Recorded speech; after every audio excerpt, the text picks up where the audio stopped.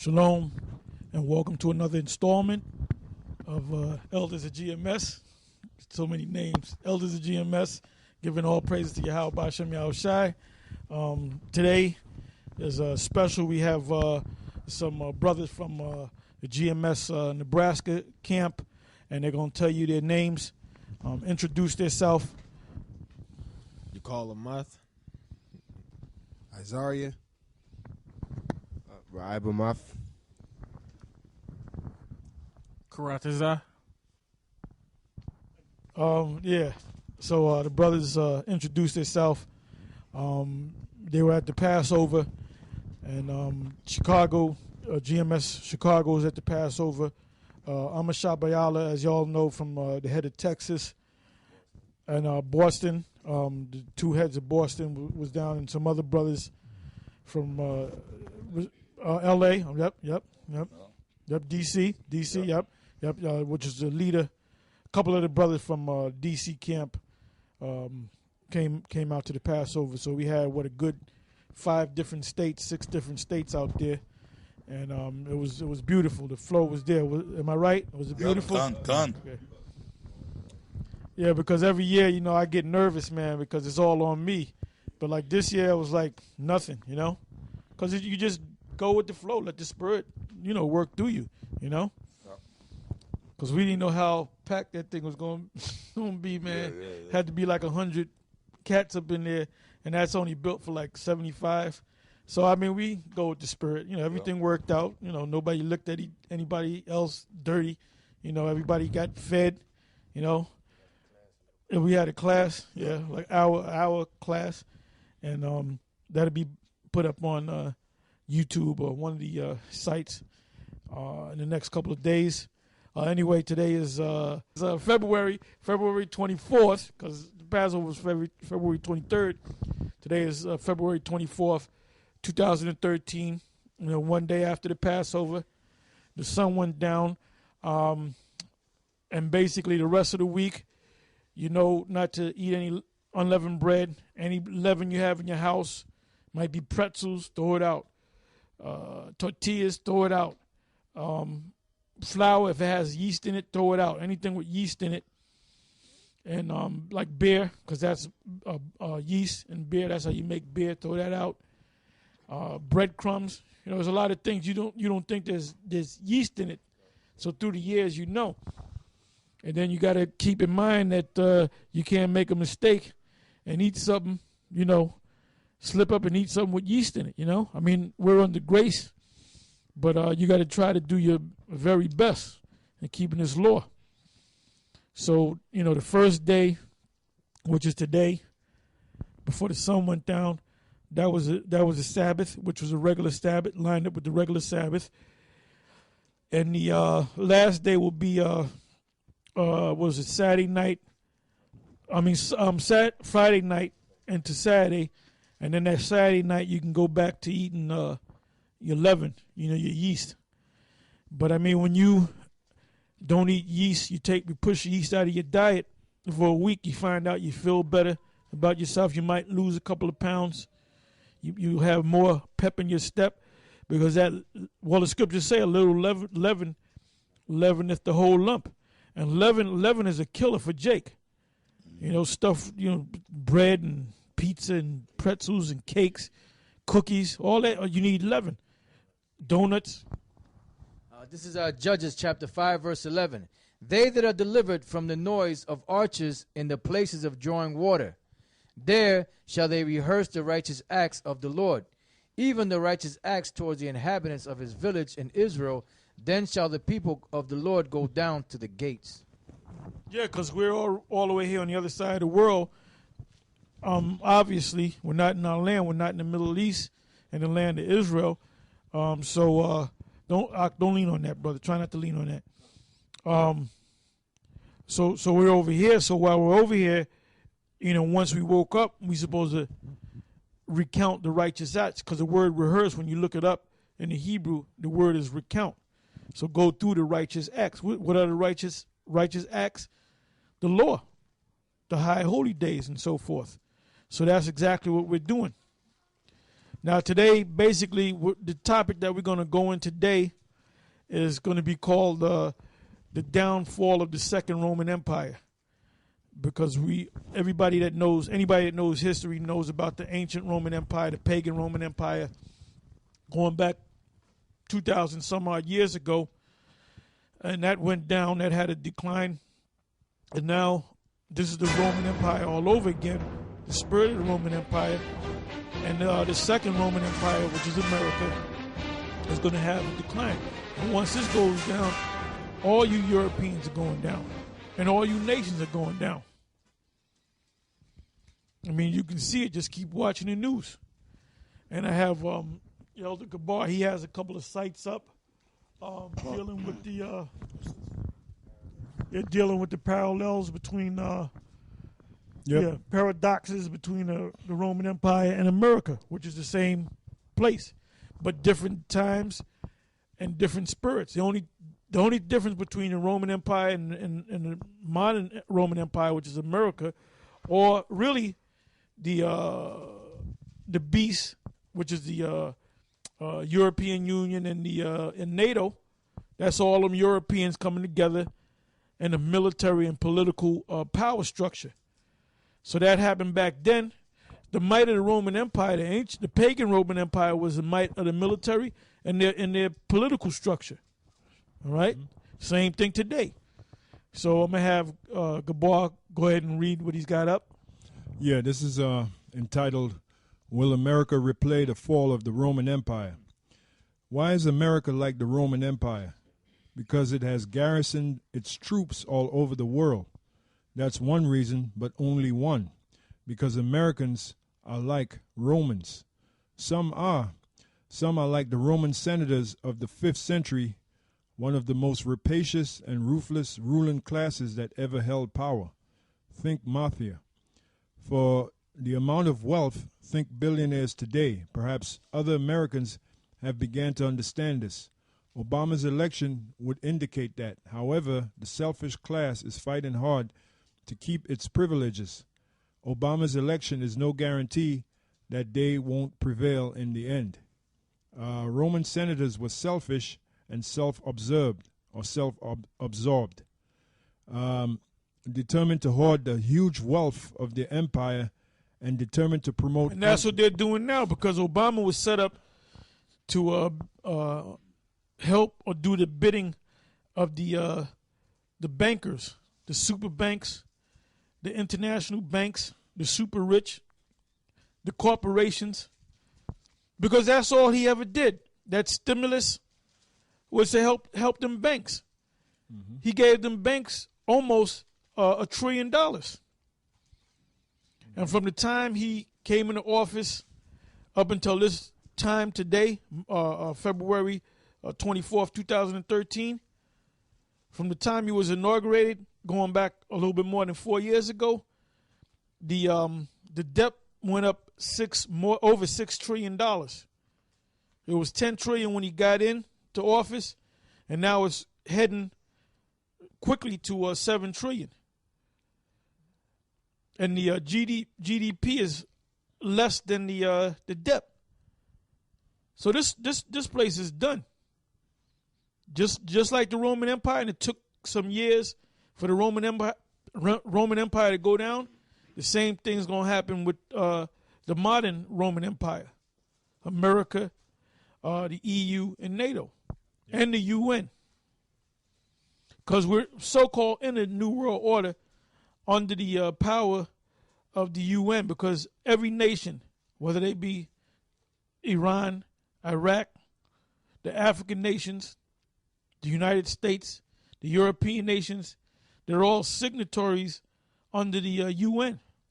And when they have their General Assembly in September, they all get together.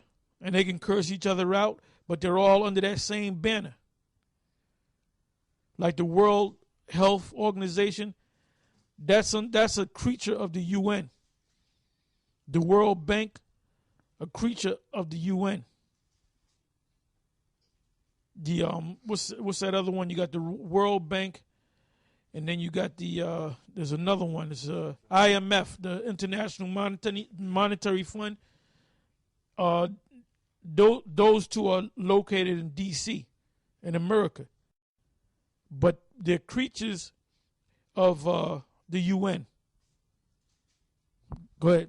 This is the book of Proverbs 28 and 15. As a roaring lion and a raging bear, so is a wicked ruler over the poor people. Yeah. So now if Barack Obama is the ruler, he's a wicked ruler. Because the people are catching hell. Give me Proverbs 29 and 2. Proverbs chapter 29, verse 2. When the righteous are in authority, the people rejoice. Ain't nobody rejoicing in America. The only ones that are rejoicing are these super rich. And then you got the upper middle class, which they're going to start mourning after a while. Go ahead.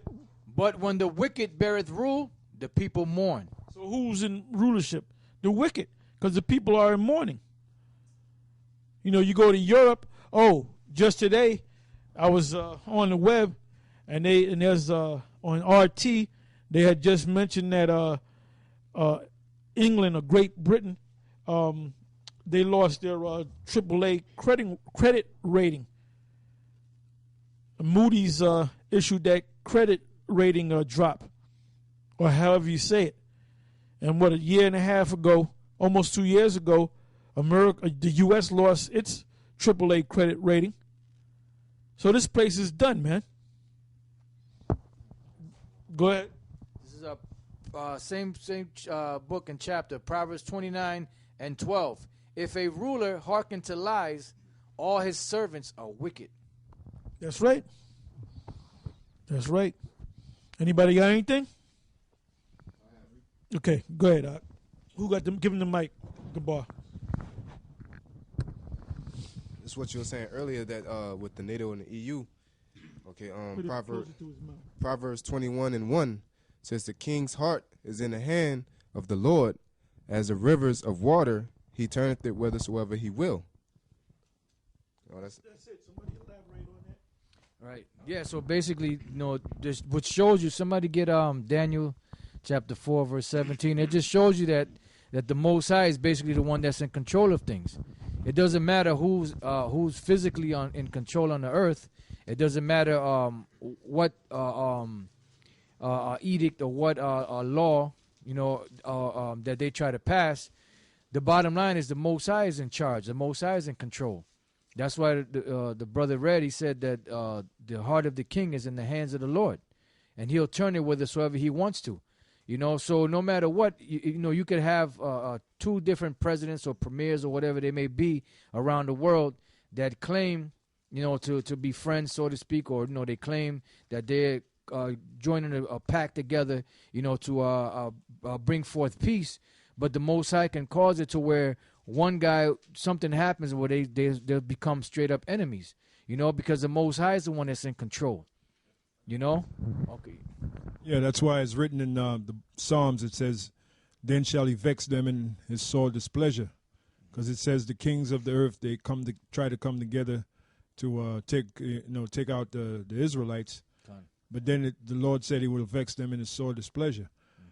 This is the book of Daniel 4 and 17. It says, this matter is by the decree of the watchers and the demand by the word of the holy ones, to the intent that the living may know that the Most High ruleth in the kingdom of men, right. Which America is an example of that kingdom of men. And you notice it says that the living may know. Who's the living? We that's in the truth. Because if you're not in the truth, you're the dead, The scriptures say the one who wandereth out of the way of understanding shall remain in the congregation of the dead. It says that the living may know that the Most High ruleth in the kingdom of men, and giveth it to whomsoever he will, and setteth up over it the basis of men. Another word for basis is low. So Obama, he's an example of the basis of men. That's why we hate that damn Obama so much. And his wife is a damn jackass. She went on that one of those night shows, and she was dancing like a goddamn fool, you know. And then you dumbass Americans, man. You dumb, stupid Americans, man. You know, when you around somebody that's stupid, dumb. Hey, brother, stupid, dumb. That's some dumb for your ass. That's America. You're stupid, dumb. You're beyond dumb. Went out there and flocked and went down to D.C. and put this fucking flaming faggot back in office. Yeah, this is a base society, man. This is a base society. I got something right quick. This is Proverbs 3. And start from the 31st verse to the end, which is the 35th verse. Proverbs chapter 3, verse 31. Envy thou not the oppressor, and choose none of his ways. For the don't get, let him do what he's fulfilling prophecy. So envy him not, neither choose none of his ways. So all you niggas that made that deal with your oppressor, the Most High gonna get you right when he gets that devil. Yep. Go ahead. For the froward is abomination to the Lord, but his secret is with the righteous. The curse of the Lord is in the house of the wicked. Right. The curse of the Lord is in the house of the wicked. So now you're being cursed now. You got cursed with the Sandy, the storm, the Sandy Hook situation. A meteorite, 2 meteorites came down. One missed you, the other one hit Russia. You had a damn drag race or whatever, racing car, NASCAR bullshit. And one of the cars exploded and the engine flew up and messed up about 30 some odd people. Most of y'all were crackers any damn way. Yeah. So the Most High is bringing judgment against you damn devils. Getting you, man. Go ahead. But he blesseth the habitation of the just. Yeah, we are the just. The Most High is blessing the habitation of the just. Go ahead.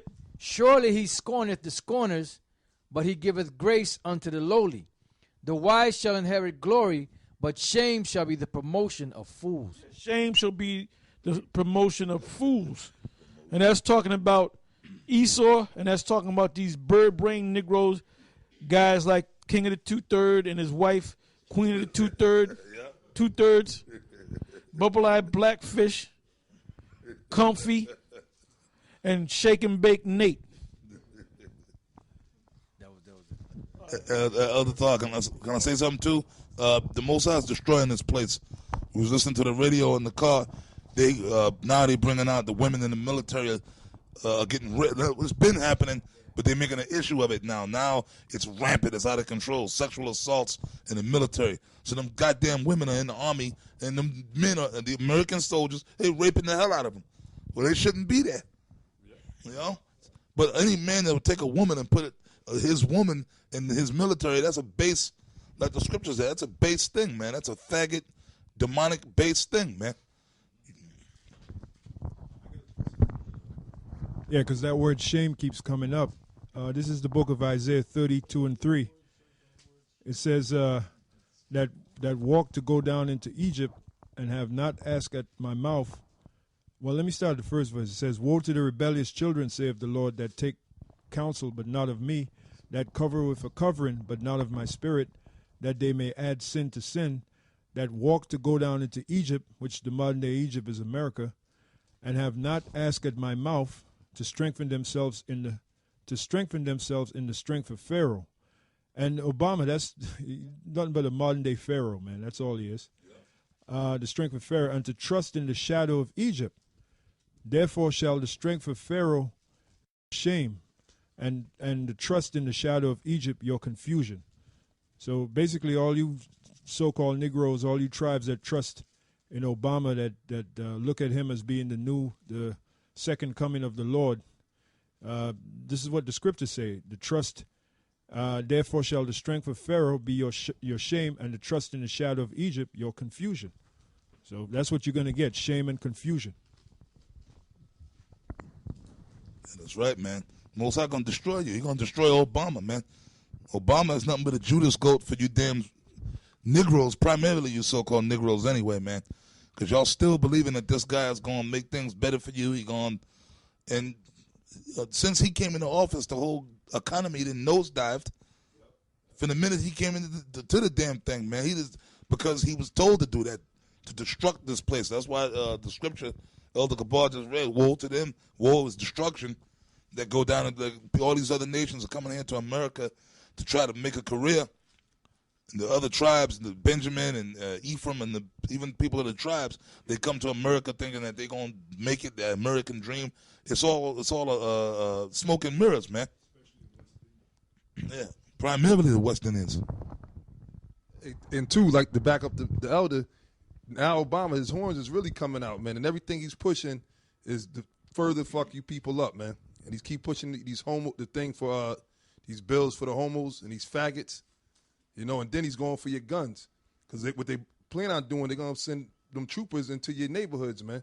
And they're going to roll up on you so-called American sheeple. All right? But I got a scripture for you, too. It's the book of Isaiah, chapter 10, at verse 12.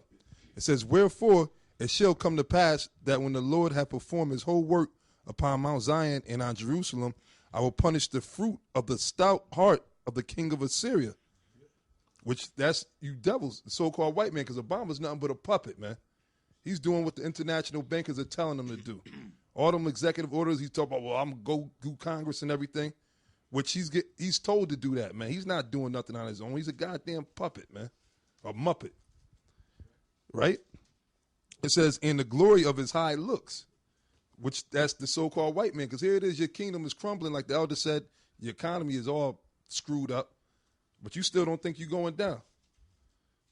It says, for he saith, by the strength of my hand I have done it, and by my wisdom, for I am prudent. And I have, if you were so prudent, that asteroid that blew up in Russia, you got them scientists, they're all confounded. They're trying to come with a scientific explanation. And basically they're saying they don't know what happened. That's something that never happened for 400 or however long they said. Okay? That's why the scriptures say you're physicians of no value, because you're not prudent. But that's what you say. It says, and I have removed the bounds of the people and have robbed their treasures. And you did that. You stole this land from our brothers, the Seminole and Native American Indians. You stole this land from us. You removed Jake, Judah, and Benjamin from their land, going back to the ancient Roman Empire all the way up till today.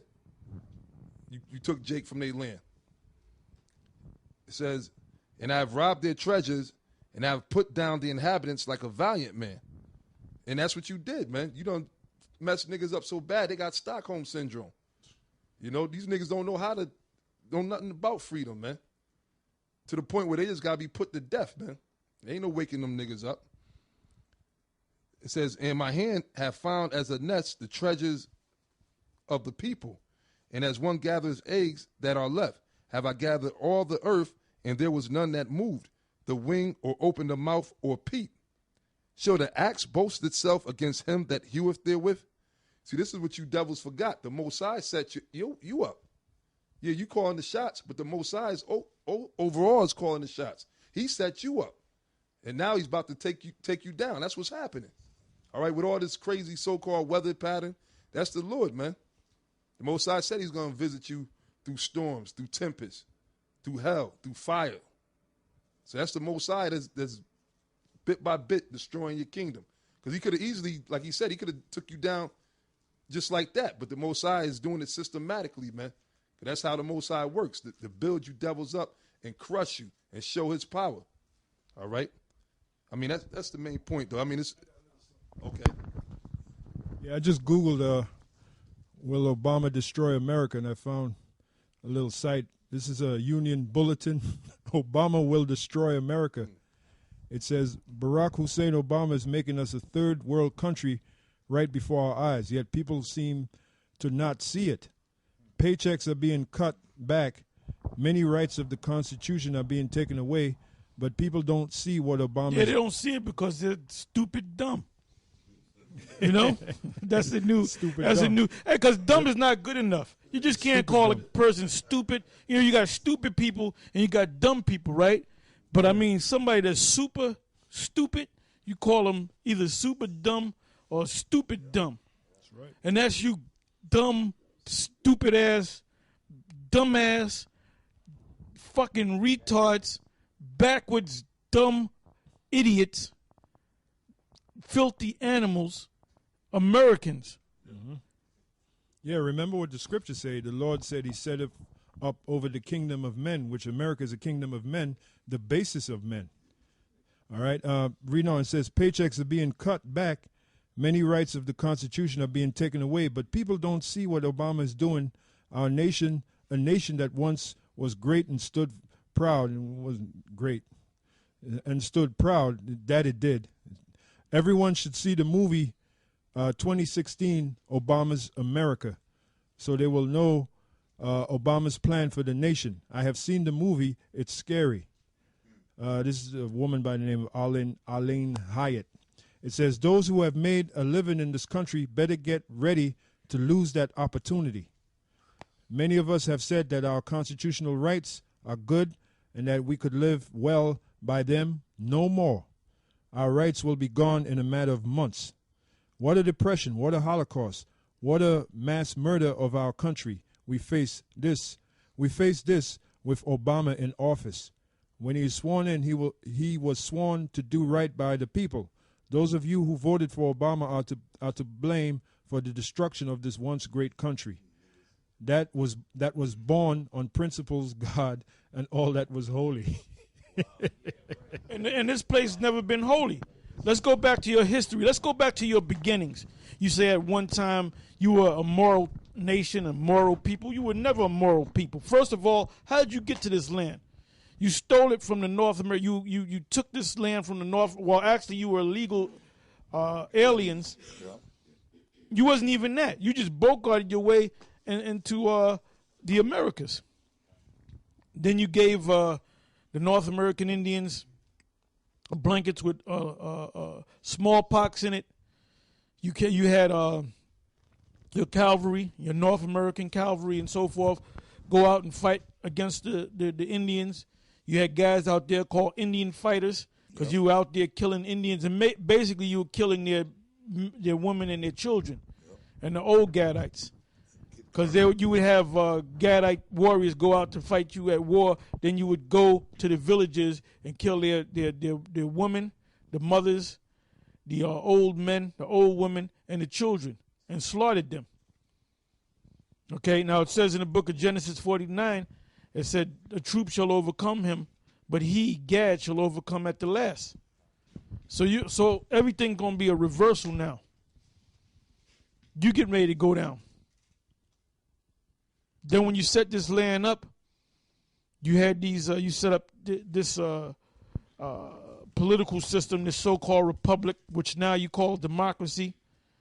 And then your so-called founding forefather, George Washington, he had slaves. So when were you devil's moral? And then you broke off, the 13 colonies broke off from Great Britain because of taxation. And then the first thing that George Washington did was there's a situation called the Whiskey Rebellion, because he was out of Virginia, because the seat of government at that time was mainly in Virginia. That's why you eventually set up D.C. in that part of Virginia. And you found out that there was corn farmers that would take when they sold the corn, they would, whatever they had left, they would make liquor out of it. So you put a heavy tax on them. So and back then, everybody and their mother had a gun. So they picked up arms against you. But they don't tell you that in history. They don't show you that on the History Channel or the Discovery Channel, because you want to make the world think that George Washington was a decent, good man.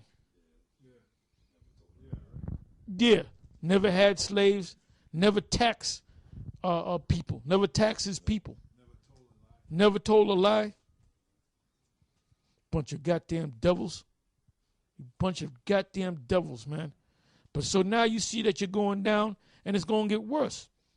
And then, as of last night, the 23rd of February, 1 month or less than 1 month is the deadline for the microchip, where they're going to cause everybody the fulfillment of Revelation, the 18th chapter, 15 verse on down.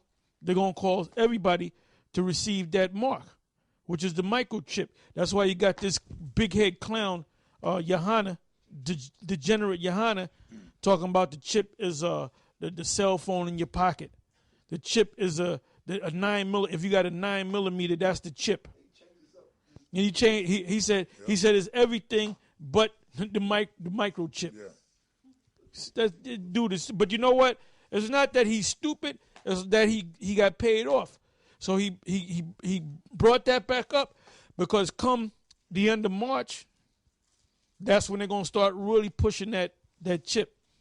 Like I said, Yohana Bar's next door neighbor got the chip put in his right hand, and he was telling Yohana Bar about it, and Yohana Bar said that, don't you know that's the mark of the beast, which he didn't know, but he said that, look, everybody's gonna get it come March 23rd, which not everybody's gonna get it, but they're gonna start pushing it more. And the doctors told him. The doctors said that's the deadline where they're gonna really start pushing it. Go ahead, Ak. This as far as them niggas that sold out. This is Ecclesiasticus 5:8. Set not thy heart upon goods unjustly gotten, for they shall not profit thee in the day of calamity. That's it, straight and to the point. Because the day of calamity is coming. So that money, if you got $1 million, or if you got $50 million, or even if you got $100 million, that's not going. That you can't throw up that suitcase of money, and all of a sudden the missiles are going to stop in midair. You sellouts, you got a lot to pay for. This is Proverbs 11:4. Riches profit not in the day of wrath, but righteousness delivereth from death. Yeah, and degenerate Yohana is not righteous. Comfy's not righteous. Bubble-eyed Blackfish is not righteous. Nate damn sure ain't righteous. And this devil Nate is so goddamn proud, the Most High cursed your ass with Parkinson's disease, and you still popping shit. But the brothers out there in the GMS Texas, they're gonna work on Shaka, man, and they're gonna get shot. If Shaka is really a man of the Lord, he gonna break off from you, Nate. He gonna break off. He might do his own thing, or he might join up with GMS, and he might get the men to join up with GMS. And then Nate, you're gonna be in a world of trouble, because that's gonna set a trend. And then come March 23rd and beyond, when they really start pushing that chip on people, the microchip, the mark of the beast, degenerate Yohana, your men's going to be looking at you for answers, man. They're going to think about it. They're going to think about what we've been saying and the battle that we had going on, the battle of words that's been going back and forth. So what are you going to tell them? What are you going to tell them? They might just roll up on you and kill your ass. And if they do that, man, stuff you in a fucking dumpster, and we found out about it, we're going to laugh about you every day. Go ahead, Ak. Yeah, it's what you were saying earlier with these sellouts with these getting this Judas purse, and then definitely Yohana talking about he trying to save the black people, right? Psalms 49:6 says, "They that trust in their wealth and boast themselves in the multitude of their riches, none of them by any means can redeem his brother, nor give to the Most High a ransom for him." It says, "For the redemption of their soul is precious, and it ceaseth forever. That he should still forever, that he should still live forever, and not see corruption. For he saith that wise men die, likewise the fool and the brutish person perish, and leave their wealth to others." Yeah, that's those the Rothschilds and the super rich. When they die, their children get it, man. Even if they don't want their children to get it, their children get a lawyer and get that damn money. Now, Yohana, you ain't gonna be able to leave your money to nobody, cause them people that you love, they're gonna be put to death too. Yeah, can I say this too, real quick? Elder Tahar mentioned that guy Shakya. He was already a part of GMS anyway. Initially, he came up under us, and then the Spirit had it where he kind of got swept out But, maybe the brother's still sincere, like Elder Tahar was saying, and the way it's looking right now, he may just, the Spirit might have him link up with us again in the Spirit. And like Elder Tahar, if that happens, it's going to be like a chain effect, man, or a domino effect. God. Now, this is the book of Isaiah, chapter 65, verse 11. It says, "But ye are they that forsake the Lord, that forget my holy mountain, that prepare a table for that troop, and that furnish the drink offering unto that number." That's talking about you damn sellouts, man. Gehenna, Nate Snake, you too. You sold out too. All right, because back when it was a Bun Lawyer and Dunyala, they basically two witnesses. They testified about that backroom deal you made in Chicago. You never rebutted it. So you would sell out too. Right along with Gehenna. That's why Gehenna's doing that bullshit. He got his the Passover and he keeps it's free. Ain't nothing free with a nigga like that, man. You know that nigga is setting you niggas up, man. And all you niggas that fall for that, man. Let me say something. Now the Passover, give me Deuteronomy 16 and 16. Now the Passover is required by law that every man, when they come, should not come empty-handed, man. Yep. So what you talking about? You picking up the tab like a goddamn pimp, nigga. Deuteronomy 16:16. 3 times in a year shall all thy males appear before the Lord thy power, in the place which he shall choose, in the feast of unleavened bread, and in the feast of weeks, and in the feast of tabernacles. And they shall not appear before the Lord empty. Yeah, so y'all supposed to bring something, man. This nigga talking about this, and it's all free. Yeah, for everybody. You just gonna have bums, derelicts, damn homosexuals, niggas committing adultery. That so-called school that you got is a hot mess, man. There's all kind of adultery and all kind of debauchery going on at that school, man. Hey, look up the word debauchery, man.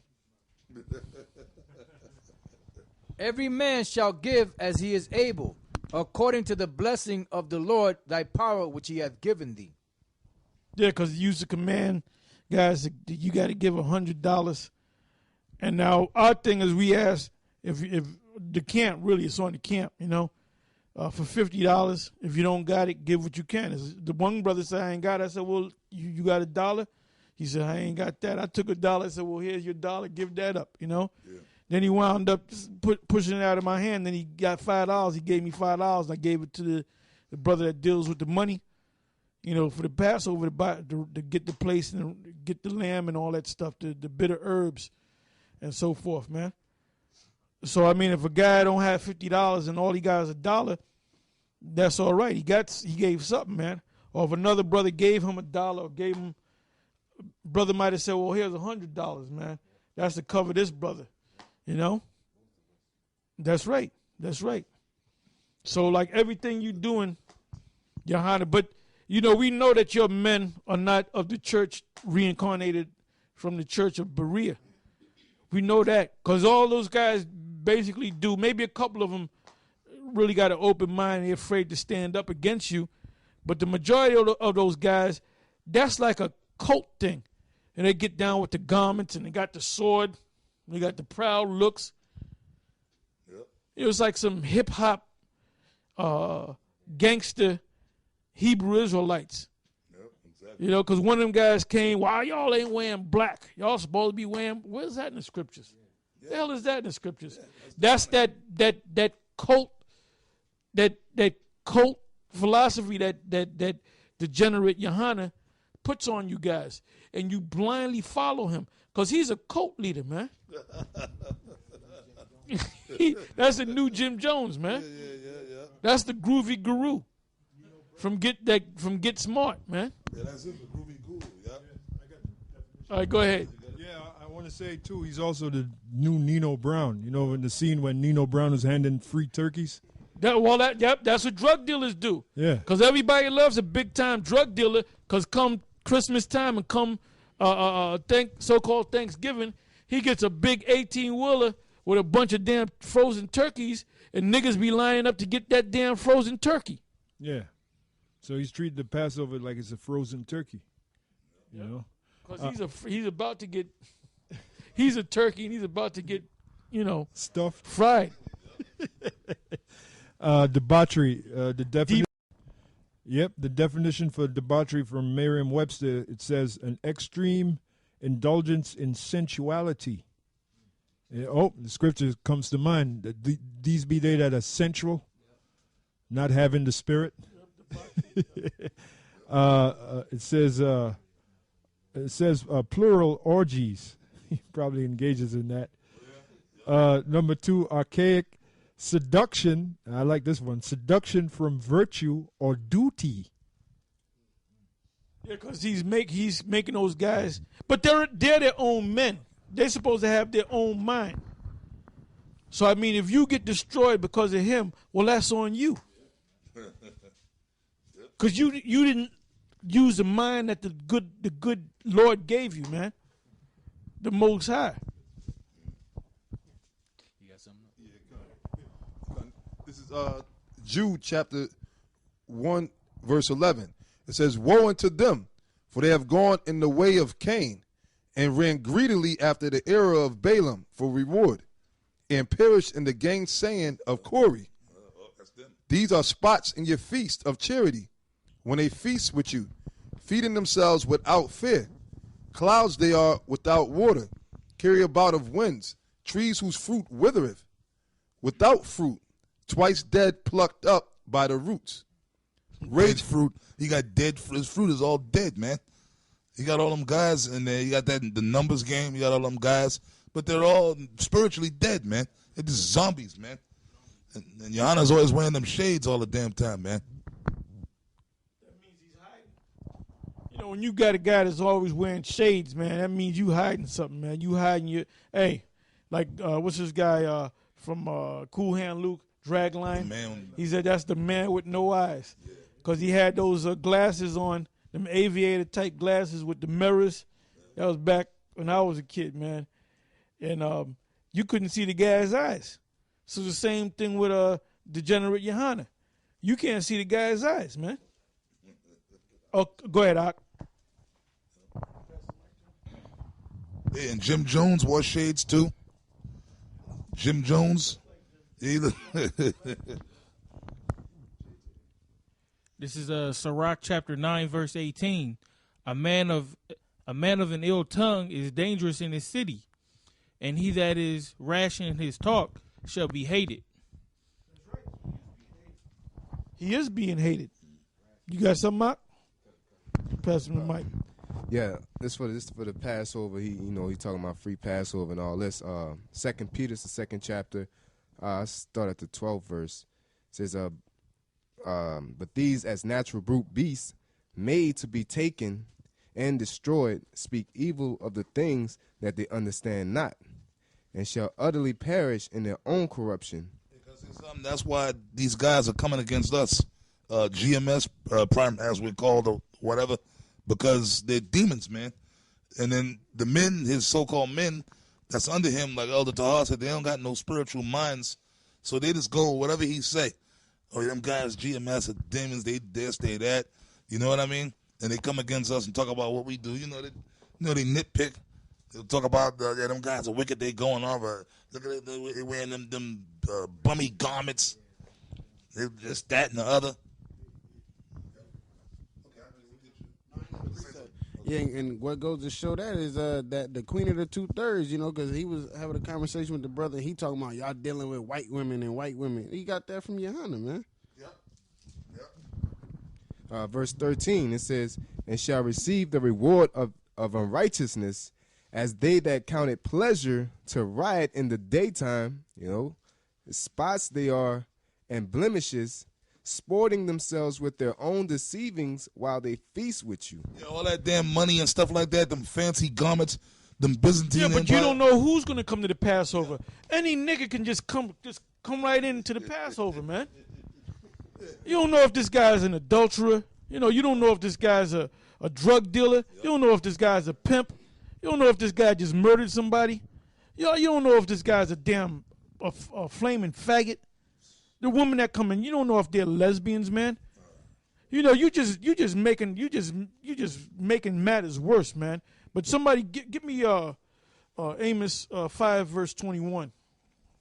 Some of them could be child molesters too. Yeah, you're gonna have child molesters up in there, all kind of criminals, you know, people on the run. You're gonna have AIDS and people with AIDS. Cause let me say this, you got AIDS, you keep it moving, man. We ain't dealing with you with the AIDS, man. Go ahead. Amos 5 and 21.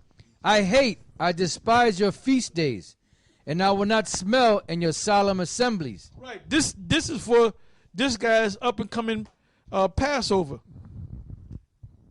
Read it from the top.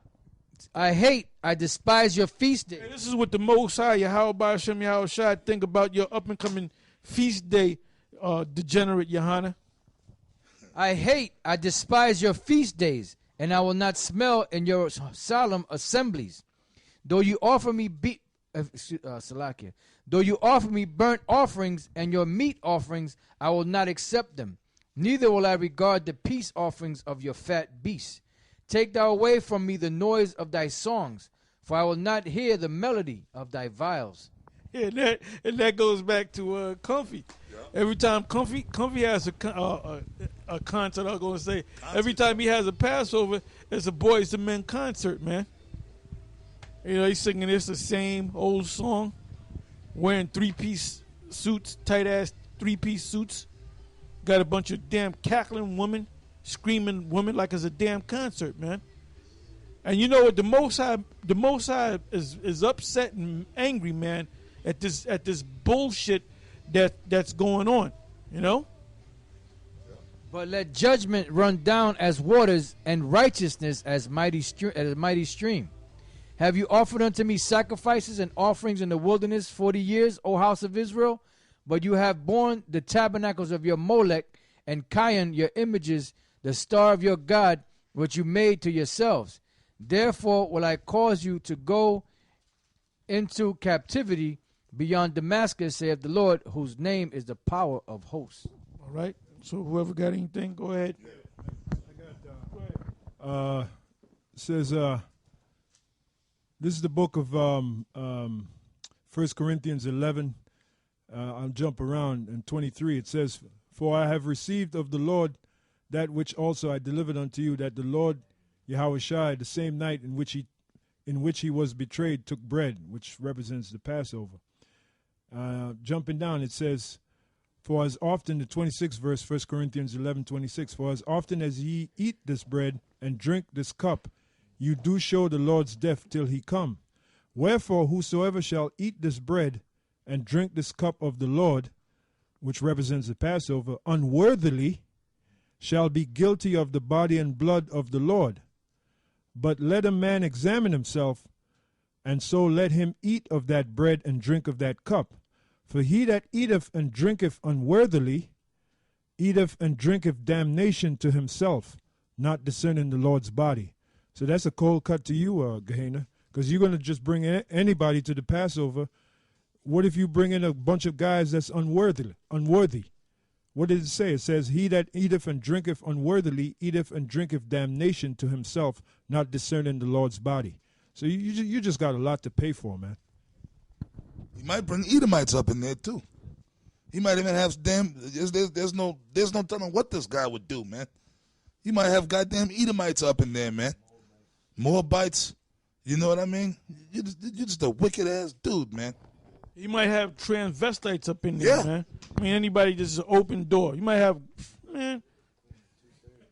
He gonna sing. Sylvester gonna sing there, man.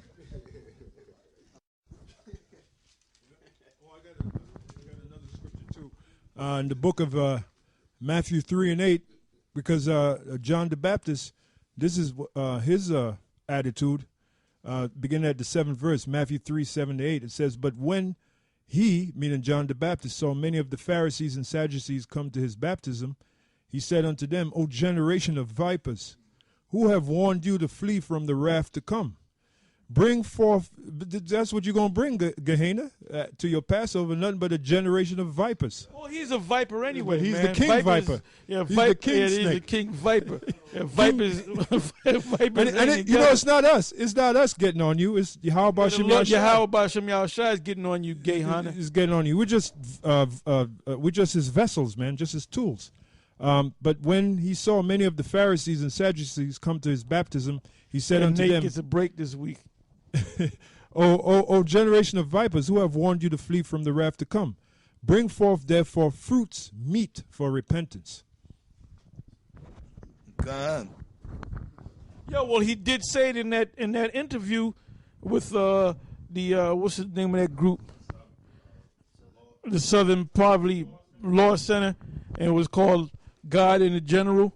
The guy asked him if you got gays among you, or would you allow gays up in your congregation? He said absolutely. And then he said, what if those guys, if they straighten their life out, or what if they backslide? And then he says, and then he compared it to a drug addict backsliding, or what do you call it, relapsing and going into drugs. He just made a mistake. So the only thing we're going to do is, if he goes back to being a faggot, we're going to have a council, and we're going to talk to him, and we're going to let him back in. And then he openly said that he had faggots, lesbians, homosexuals, transvestites, child molesters. He had all that in the school, but guess what? He still got all that in the school. Because once a homo, always a homo. Okay? So, you can't say, I'm gonna forgive you for being a homo as long as you don't do it no more. And but he goes out and does it, and then you accept him back in. Well, you know what that makes you? That makes you the king of all homos, man. You giving them a license to be a faggot and a lesbian, man. And and degenerate Johanna, your death is going to come. When your death comes, when the Most High brings judgment against you, man, it's going to be terrible, man. And you are not a man of the Lord. You're a grimy nigga. You're a goddamn shyster. You're a low-life scum bastard. You're the gum at the bottom of my damn shoe, nigga. This is Proverbs chapter 30, verse 12. There is a generation that are pure in their own eyes, and yet is not washed from their filthiness. There is a generation, oh how lofty are their eyes, and their eyelids are lifted up.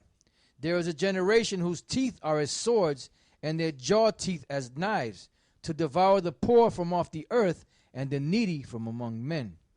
And that's what you're doing, Now let's go back to the Roman, the topic on the Roman Empire. Yep. It says Roman senators were selfish and self-absorbed, determined to hoard the huge wealth of the empire, and determined to promote empire to enhance their wealth even further. The common people lost all power and were lucky if they had enough to eat. They were the humiliores, literally the humble, as opposed to the honestiores, the honored. So you had the humiliores and the honestiores. And that's what you have now. You have the super poor, the dirt poor, and the super rich. Mm-hmm. The honored. To learn how this happened, click on Brief History. Our CEOs and the well-connected may even style themselves after those fateful senators, the ones who presided over and helped convene in the fall of Rome. The Roman Empire fell because it was bankrupt by its leaders. Well, look at the red ink, now budget deficits, trade deficits, a huge national debt that tripled when George W. Bush took power, and has now grown even faster under Obama. At least the deficits Obama is running now might prevent further economic catastrophe.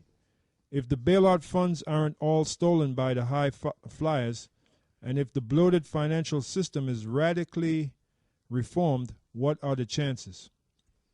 Should I go to the next one? This is Proverbs 28:8. He that by usury and unjust gain increaseth his substance, he shall gather it for him that will pity the poor. Yeah, that's right.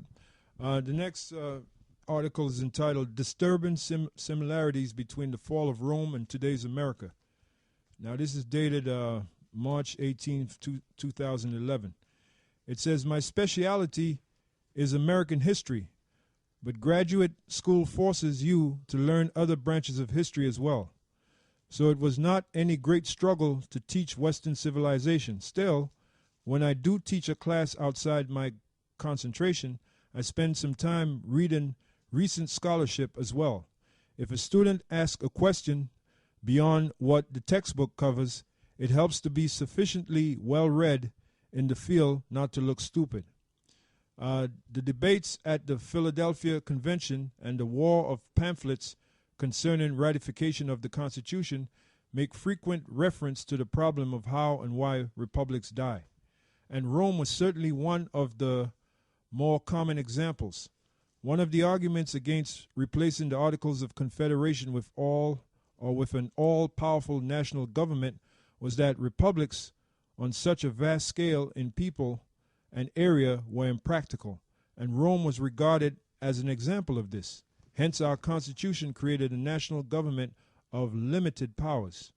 And then it evolved rather like an iguana turning into T-Rex. It's one of General Johanna's names, Iguana. Yeah, General Iguana. Some of my recent background reading includes Christopher S. Mackay's The Breakdown of the Roman Republic, From Oligarchy to Empire, 2009. The introduction includes a description of what the Roman historian Sallust, writing the Catiline conspiracy in the 30s BC, saw as the cause of the fall. The Roman Republic had successfully defeated its own real serious mortal threat, Carthage in the Punic Wars, but now peace and wealth, things that are otherwise desirable, were an oppressive cause of misery for those who had easily endured hard work and danger and events both doubtful and dire. For this reason there grew a greed first for money and then for rule, and these were like the raw materials for all evils. For avarice overthrew good faith, honesty, and all the other virtues, and in place of them is taught arrogance, cruelty, neglect of gods, and the notion that everything is for sale. Self-serving ambition forced many men to become false, to consider their friendships and enmities not on the basis of fact, but of advantage, and to keep their countenance good rather than their character. I suspect that when you read it, you will find yourself having the same reaction that my students did when I read it to them. Does this sound familiar? It seems like an awful lot went wrong when the last existential threat to our existence, the Soviet Union, quietly went out of business in 1991. There are other disturbing parallels. Roman law provided for divorce, but some accounts from the very beginning of the Roman Republic in 509 BC, but it appears to have been extremely rare until the last several decades before the Republic's collapse.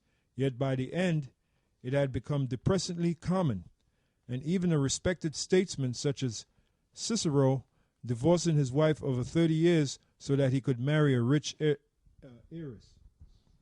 Rome in the 2nd century BC was growing fast. Romans were making more little Romans, so effectively that poverty was becoming a problem, as farmers had to split their land among too many sons. By the end of the Republic in the 1st century BC, quite the opposite was happening. Romans were not reproducing anymore. A variety of Roman practices seem to have played a part in plummeting birth rate. The legal age for an adult man to marry a female was age 12. But these laws were apparently not enforced. And considering what nutrition was like at the time, you can imagine the physical and emotional damage that likely resulted, preventing successful reproduction. abortion, contraception, infanticide, prostitution, and homosexuality also dramatically lowered birth rates. Well, that's what's happening in America. What the king of America, Barack Hussein Obama, the first openly gay president of the United States. You know, he made a statement with the don't ask, when he reversed don't ask, don't tell. He said, we are not a nation that says don't ask, don't tell. We are a nation out of many, one. And that was a little Illuminati inside speech or saying, you know, to let the illuminated ones that he's still under them, you know, under their rule, under their authority. Okay, so when you make these comparisons to the ancient pagan Roman Empire to modern day America, basically it's the same thing. That's right. This American system is doing the same thing that Rome did going back 2,000 years ago. Yep. It says the result: Rome found itself increasingly importing barbarians from outside their nation to do the agricultural work that Romans would not do. That's what they're doing now, because Barack Obama, you know, he's got these so-called illegal aliens, even though they're people, you know. The reason why he's allowing these Latin tribes to come up in here, because you got millions of tens of millions of Latin tribes already up here. But you know what? They're educated. You know, they know how the money system work up here. The Mexicans on the other side of the border, south of the border, you know, they're used to making maybe $5 a week, or maybe $5 a day.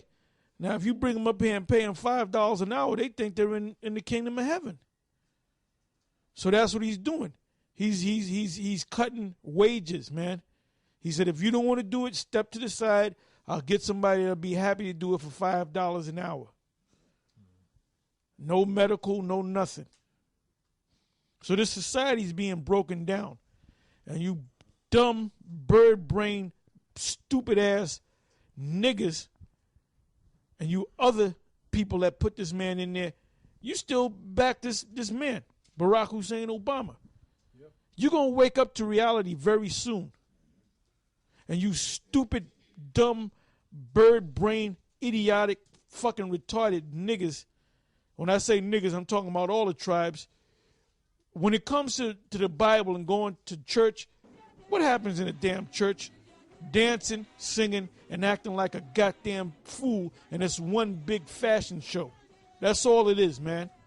And then you got the pastor reading stuff out the Bible about the nation of Israel like he or the congregation is not the nation of Israel. That's why the Most High going to take all you pastors out, you black pastors, you fucking demons. You damn, you Latin tribe, you're a fucking disgrace, man. You don't know what the hell's going on. Here it is, 2013, and you still worshiping Cesare Borgia. You don't know what the hell's going on, man. And you praise this goddamn devil. You don't even know that this man's a devil, man. Then you got this clown, degenerate Johanna, talking about he gonna have a Passover for free and invite everybody up in there, man. That's why when the Most High bring that judgment, man, we're gonna be praising the Yahweh B'Shem Yahushua. And it said the angels are gonna be laughing in the heaven. That's in Psalms the 2nd chapter. That's in Proverbs the 1st chapter. I go ahead and get what you got. Somebody give me the mic. Yeah, this is in 1 Peter, the 4th chapter, the 17th verse. It says, "For the time is come that judgment must begin at the house of the Most High. And if it first begin at us, what shall the end of them that obey not the gospel of the Most High?" Salaki, what shall the end be of them that obey not the gospel of the Most High? And if the righteous scarcely be saved, where shall the ungodly and the sinner appear? That's right, man. Matter of fact, the elder was speaking on that yesterday. You know, as a matter of fact, man, guys like Johanna and Nate, them guys, they call themselves Israelites. You know, they saying, and them guys know the name of the Most High and His Son, but they teaching lies, they teaching madness. And then, like Elder Tahar said, he said it yesterday, and we're gonna say it again today through the Spirit. You got guys that's down even amongst us, man, within the borders of GMS that ain't fucking right, man. Yeah, the Lord Yahweh Ba'ashem Yahushai is going to do a house cleaning of GMS, because you got a lot of guys that are disenchanted by this truth. You know, a lot of guys that are bucking up against the leadership. You know, I don't want to sound like a certain person we know, but you know, what's you too big for your britches, so to speak. Yeah. So you think you know more than the elders, man? The Most High gonna get you niggas, man. You novices, man. Hey, you been in this thing for a couple of years, and you know 3 scriptures, man. You know? And the rest of the scriptures you know you flaky, man. Now there's men up in here that have been diligent, that know and understand things, you know? That's right. You know, so the bottom line, you know, is you know, nobody's exempt, you know. Nobody is exempt from this. You know, you guys out there, General Gehenna and all them, you know, we get on you guys, but we also got to get on the guys that's infiltrated, you know, into GMS too, you know, because nobody's exempt. Yeah, you had a point, brother? Yeah, but let me say something too. You're right, brother. Well, you're right, and what you said, and once more, what Elder Tahar said, the Most High gonna start destroying people. It's already happened, man. We had guys like Sarge. Yep. You had them, the Patak, the Barbarian Horde. Yep. Who else? The guys that Elder Gabar had to banish from Atlanta. Yep. You see what I'm saying? Yeah. Well, yeah. I'm sorry. It was one. Okay. So, you know, but that's what happened. Like Sarge, he learned a couple of scriptures.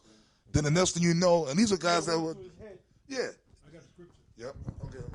This is First Timothy 3:6. It says, "Not a novice." And when you look that word up, novice in the Greek, it says neophytos. Right, and it says one who's newly come to the faith, right? So it says, "Not a novice, least being lifted up with pride, he fall into the condemnation of the devil." Yep, you got a scripture, brother? Because all these niggas trying to make it seem like, you know, the Lord is dealing with them and everything. This is Matthew 7:21.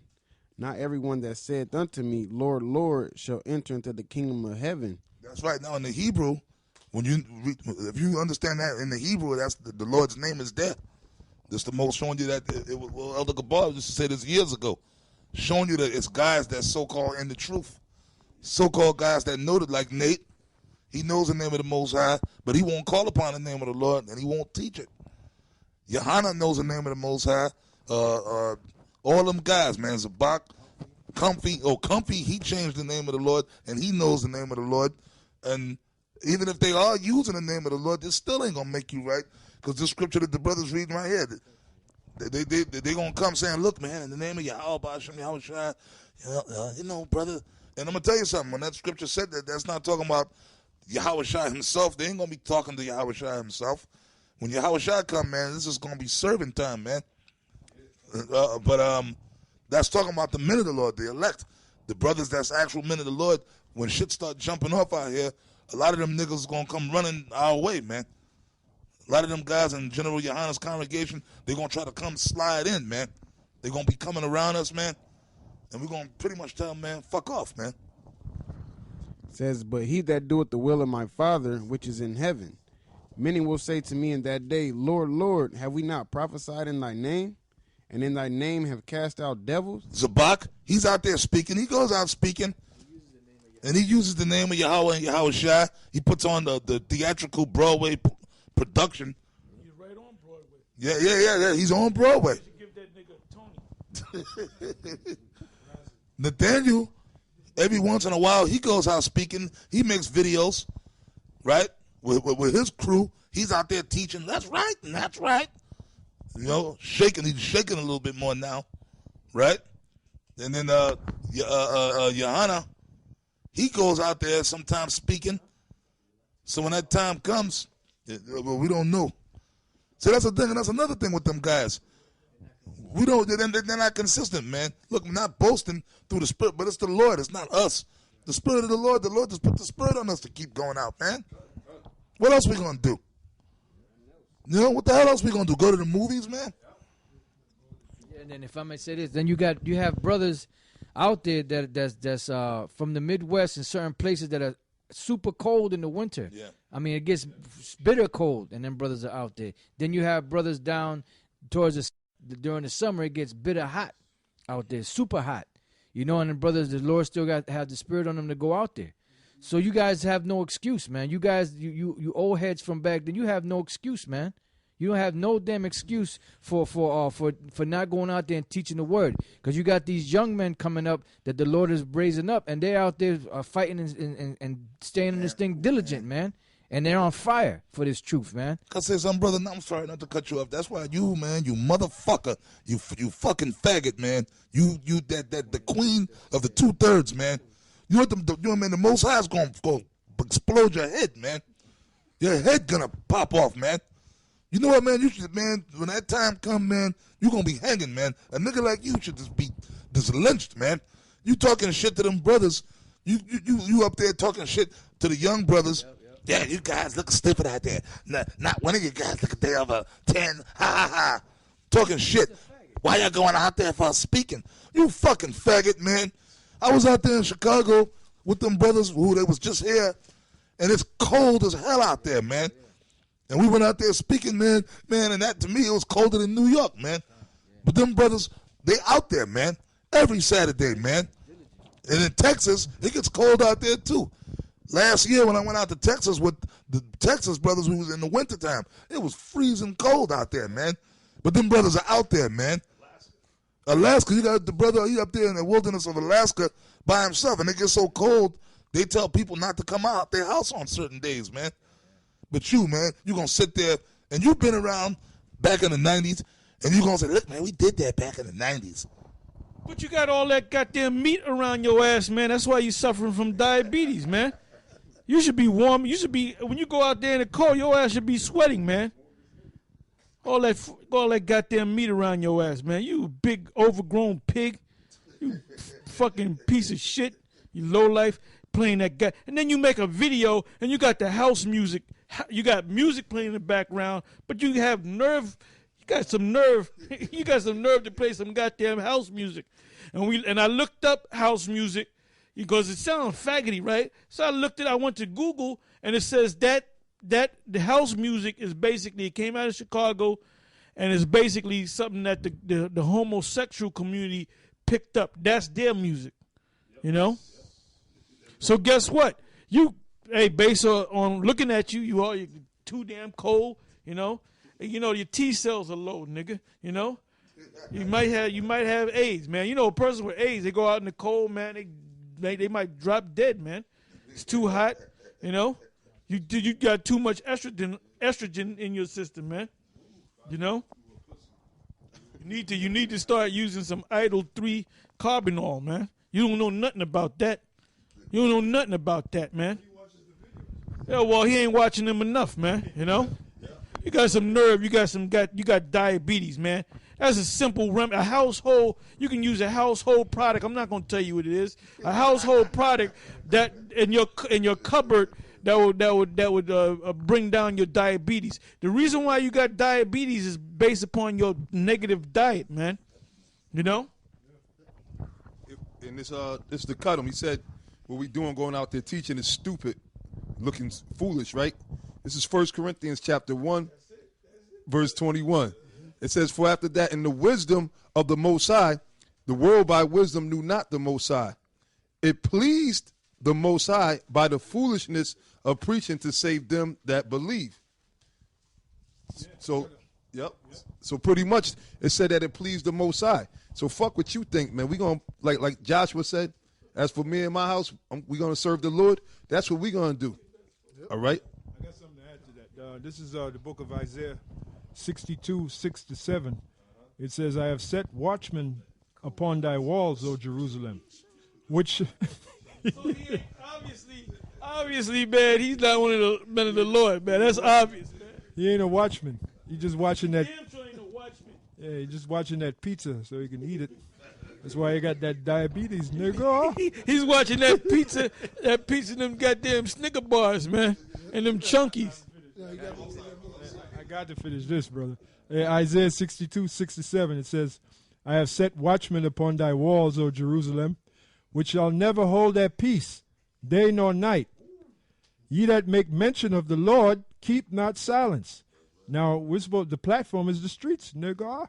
You're supposed to be out there in the streets. You should have never opened your mouth, man. You should have never opened your mouth. The seventh verse, it says, wisdom crieth without, she uttereth her voice in the streets.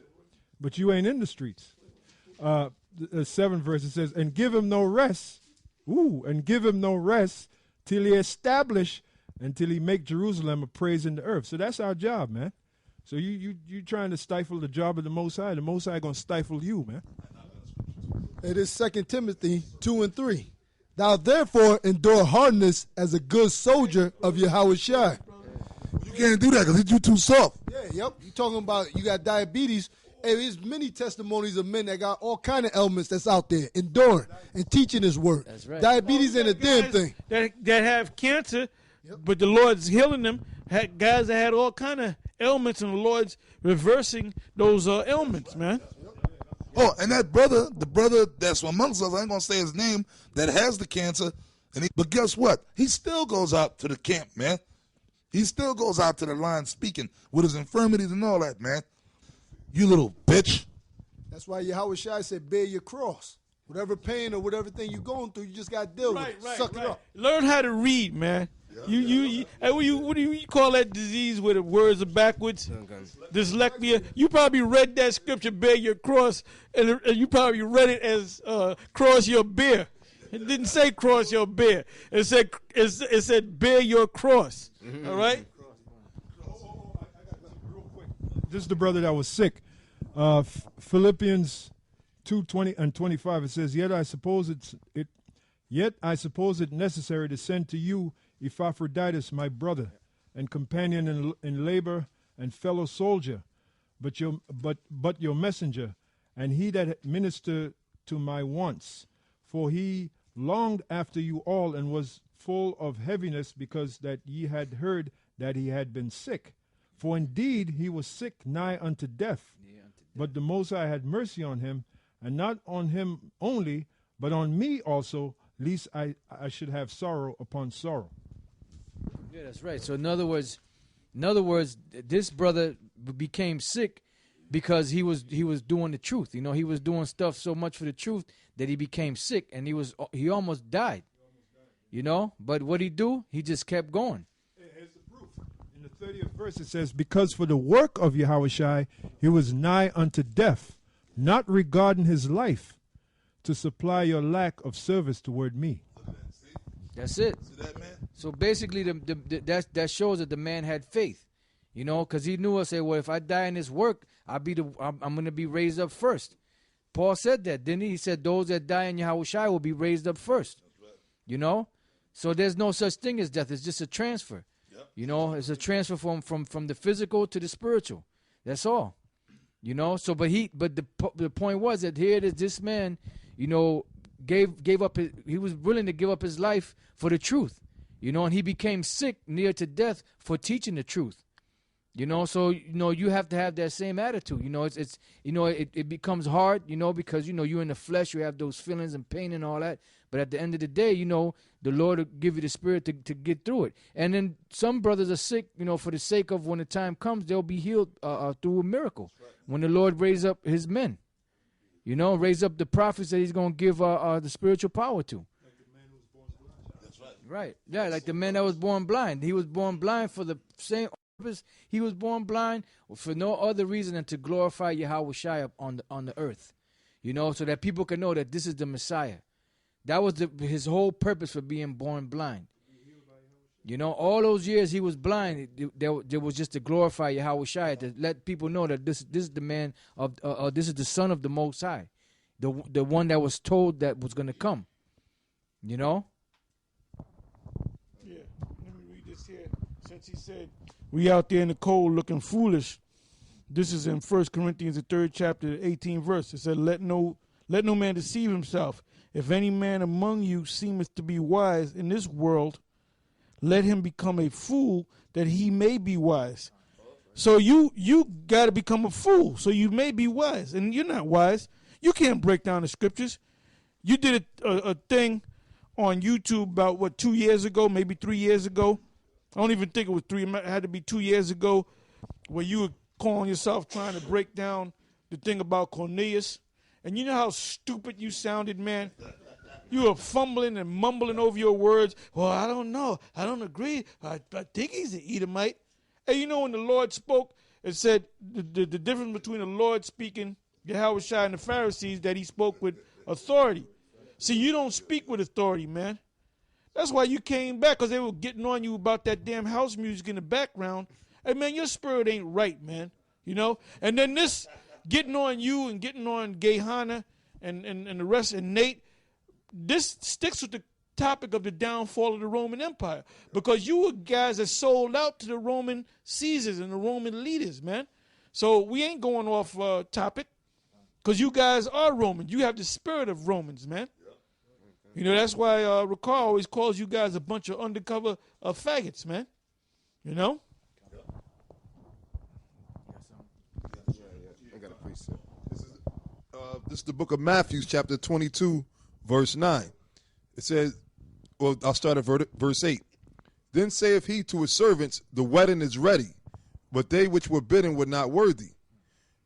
Go ye therefore into the highways, and as many as you shall find, bid to the marriage. So those servants went out into the highways and gathered together all as many as they found, both bad and good. And the wedding was furnished with guests. Right. Or maybe that was a mistranslation. Maybe it should have said that just go out in the summer or in the spring or when it's nice outside. It just said just go out into the highways, you know. So basically you're supposed to go out there. That's a commandment, you know. But you don't believe in this thing anyway. You're nothing but a big goofball, man. You know, that's what you are, man. A big dummy, man. You know? Yeah, it's stupid dumb. Your Hannibal called you Donkey Kong. You kind of look like him too.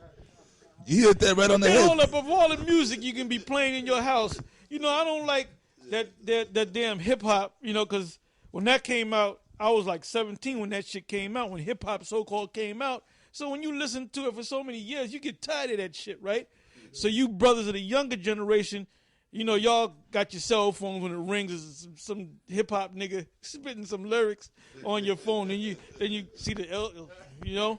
Hey, but you know what? Of all the music that you could be playing jazz, you know, you can be playing classical. Damn it, you can be playing goddamn hip hop, man. Of all the music you gonna play some goddamn house music, man. There ain't no. I got DVDs. I listen to music or whatever.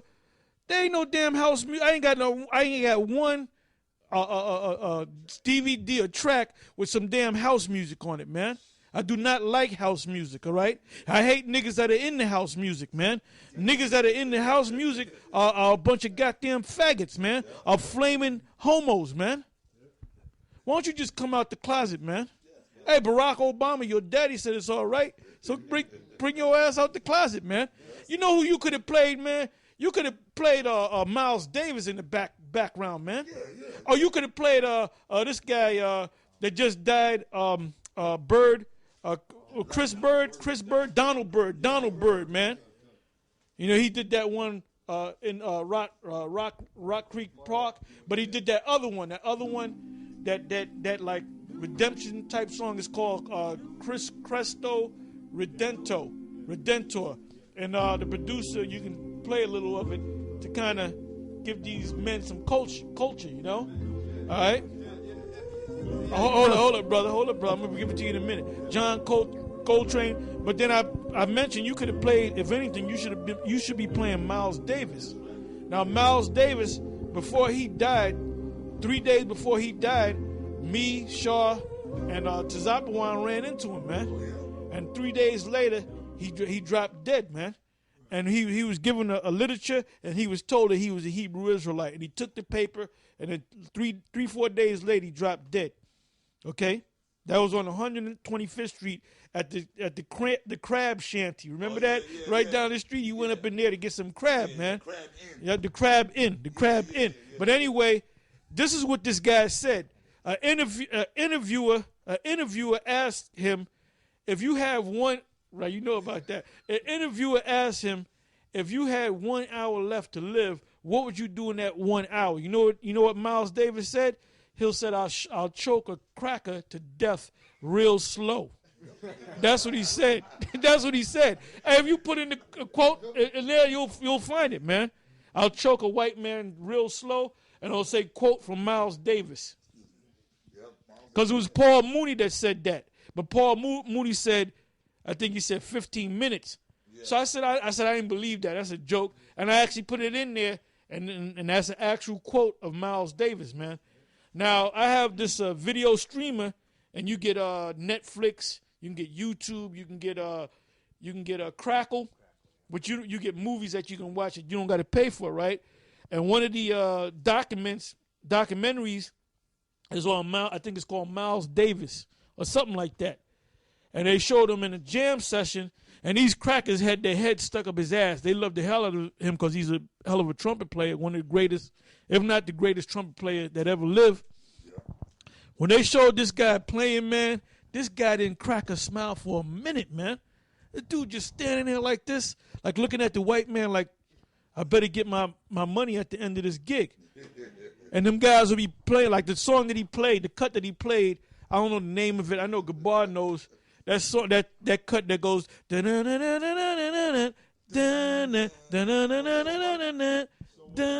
so what, right?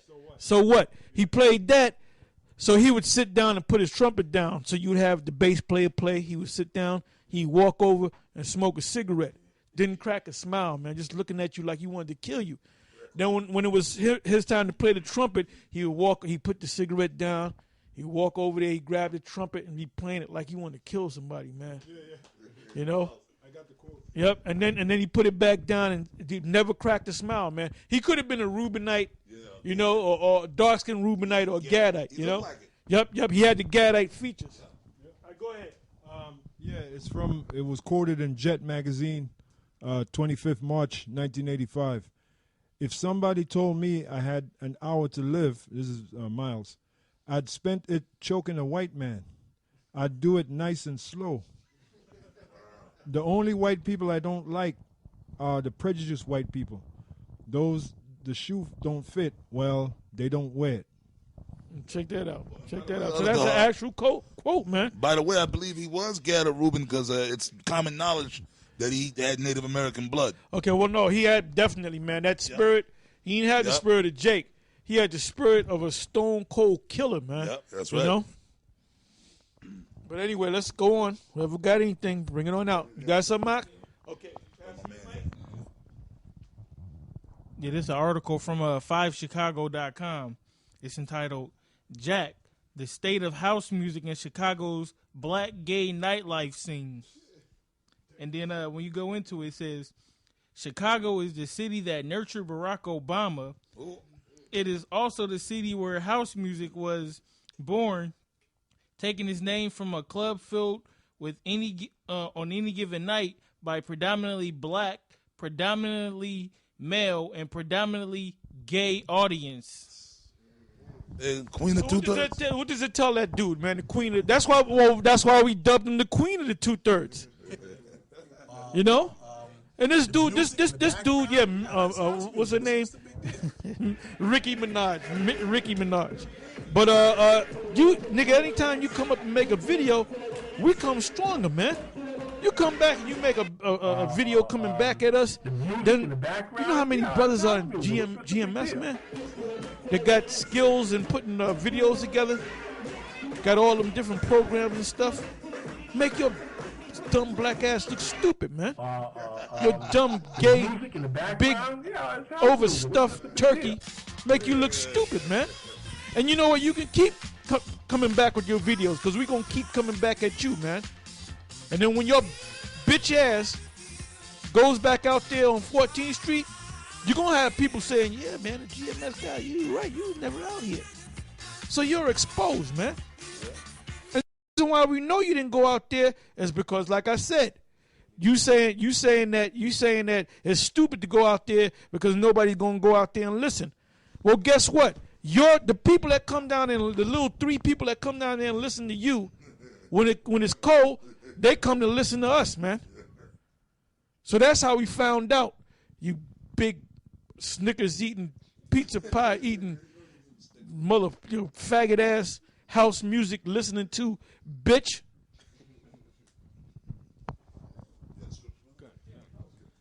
This is Proverbs chapter 20, verse 4.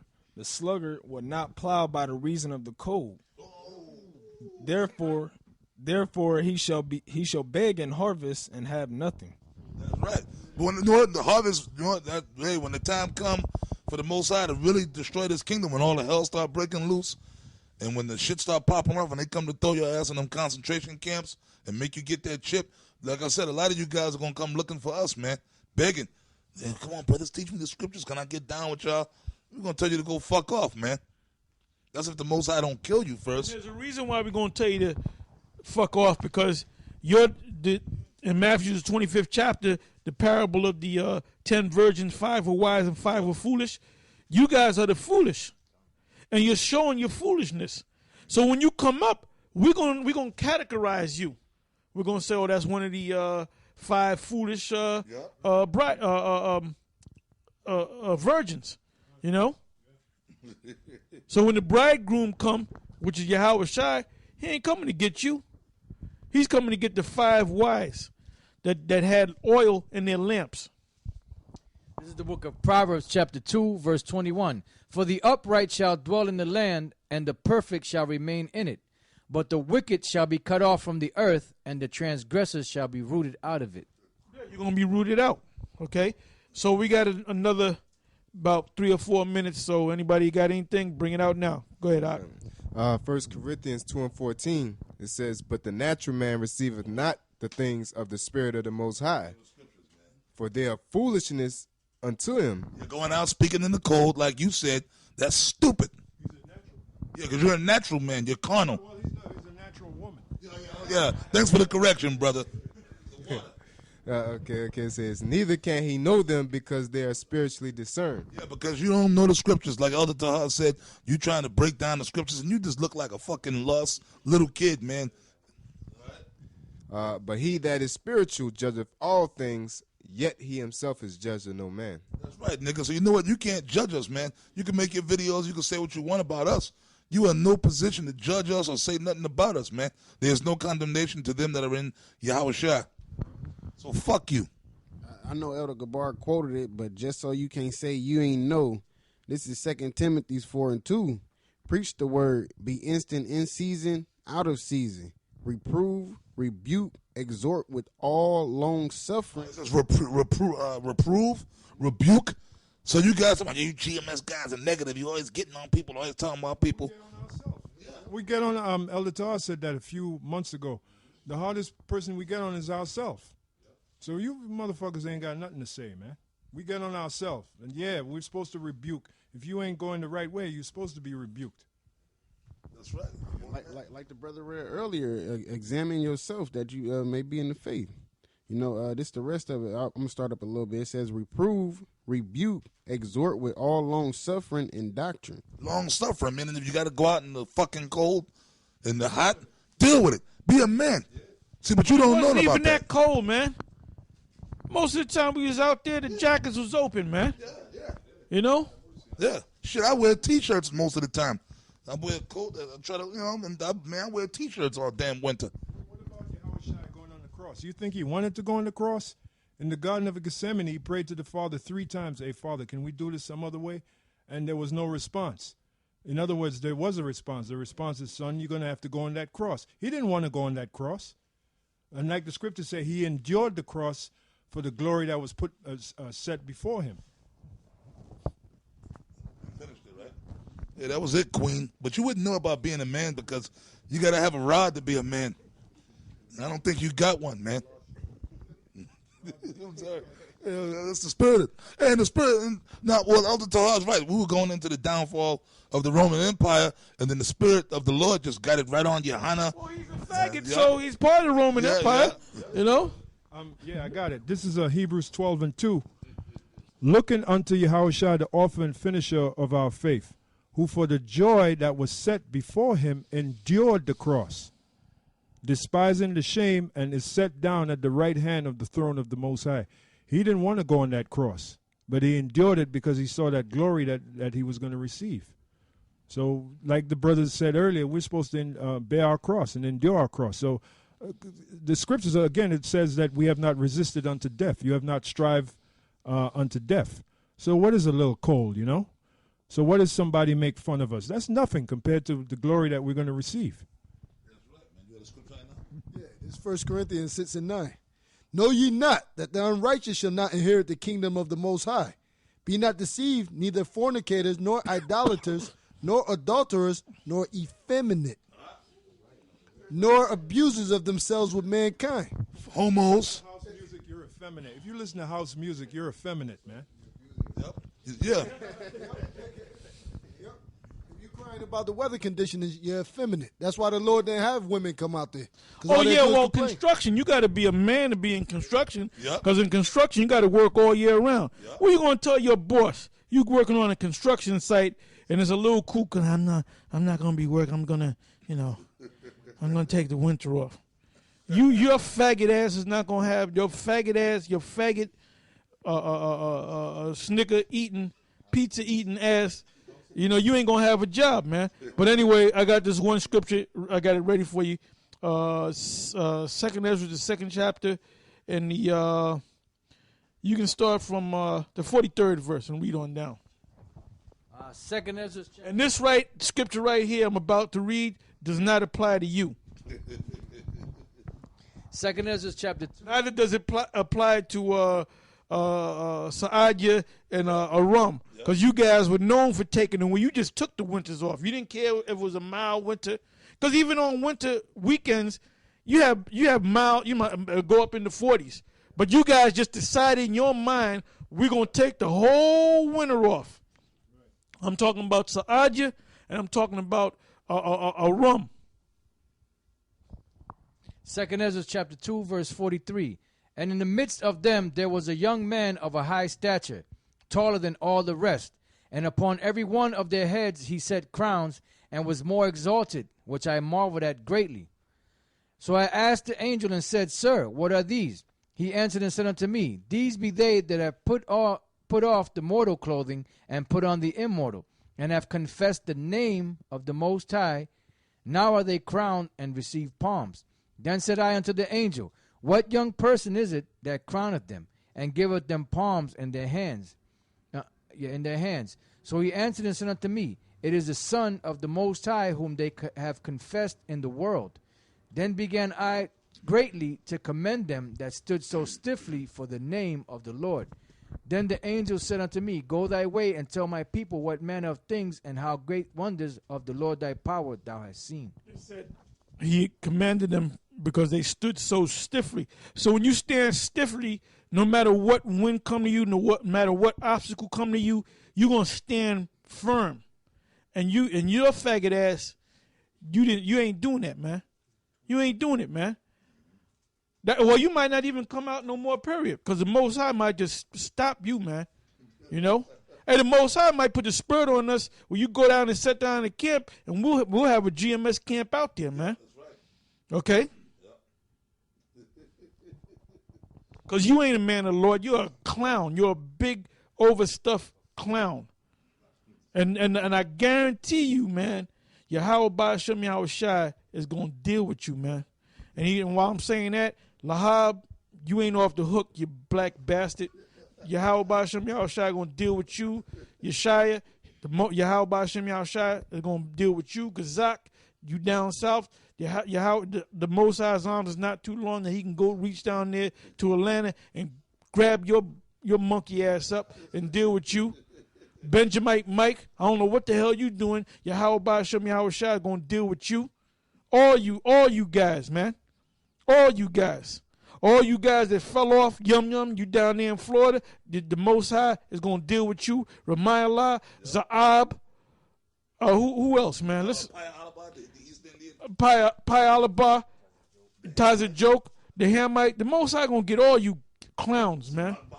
Samak Ban, Yaasha, Rahab, all you demons, man. The Most High gonna get all of you. The Most High gonna destroy all of you. And guess what? When we find out about it, we're gonna speak about it, man. We're gonna speak about it. We're gonna drink to your destruction, man. It's the heart of what the Most High got Aharon. That's right. Yashawan, oh, you can't forget about Yashawan. Aharon dropped dead, man. Putting the key into the door of his apartment, and just dropped dead, man. So Yashawan looked like he got AIDS. Thumb Yad, the illiterate nigga. A mafia. Yep, a mafia. Yep, he probably down south milking a cow or something, man. That looked like a runaway slave, man. I mean, this dude looked like a damn runaway slave, man. That swam in the dirt, man. You old dirty bastard, man. Boy, y'all don't know, boy. Y'all don't know, man. Okay, so with that, we're gonna say shalom and keep watching. Shalom.